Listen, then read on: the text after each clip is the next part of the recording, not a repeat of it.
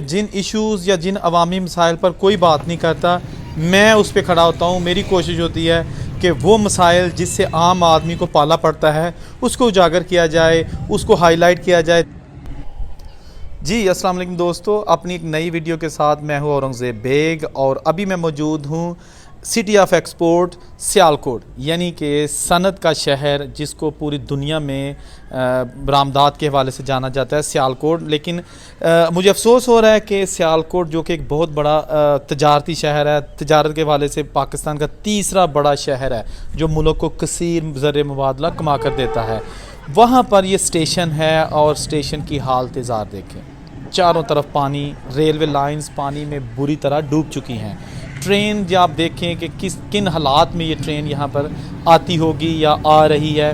मैं एक चीज़ यहाँ पे क्लियर कर दूँ कि यहाँ पर अल्लामा इकबाल एक्सप्रेस जो कि सुबह 7 बजे सियालकोट से बरास्ता, नारोवाल, लाहौर और फिर कराची जाती है, आज सुबह जब मैं यहाँ आया तो वो ट्रेन नहीं थी।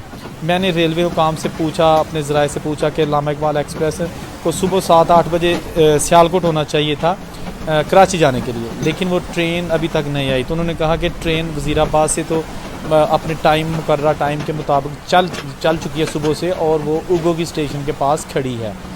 8 घंटे हो गए हैं जो कि ट्रेन उगोगी स्टेशन के पास खड़ी है, उसको अभी यहाँ 4 बजे वो पहुँची है, यानी 8 घंटे की डिले के बाद 4 बजे वो सियालकोट स्टेशन पे पहुँची है। और आप अंदाज़ा कर लें कि यहाँ से ही ट्रेन 8 घंटे जो है ना वो डिले है, और कराची कब तक पहुँचेगी। बात करते हैं सैलाबी पानी, बारिशी पानी की। सॉरी, सैलाबी पानी नहीं है, सैलाबी पानी होता तो पता नहीं यहाँ पर बिल्डिंग भी डूब जाती।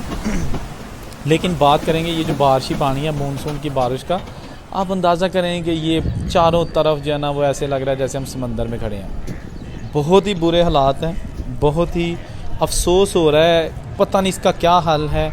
हमारा शहर सियालकोट जो कि अपनी मदद आपके तहत तो बहुत कुछ कर सकता है, लेकिन जब बारी आती है हुकूमत की जानिब से कुछ करने की तो वो कुछ भी नहीं यहाँ पे होता।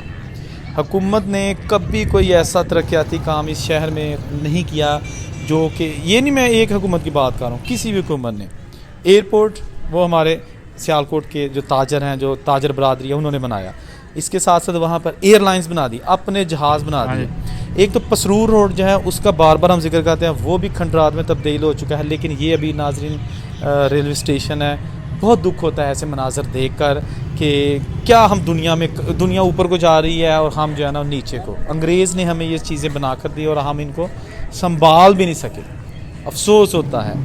मेरी आला हुकाम से गुजारिश है कि हमारे सियालकोट शहर को जदीद सहूलियात से आरास्ता किया जाए, क्योंकि सियालकोट ही वो वाहद शहर है कराची के बाद या फैसलाबाद के बाद जो कि मुल्क को बहुत बड़ा ज़र मुबादला कमा कर देता है।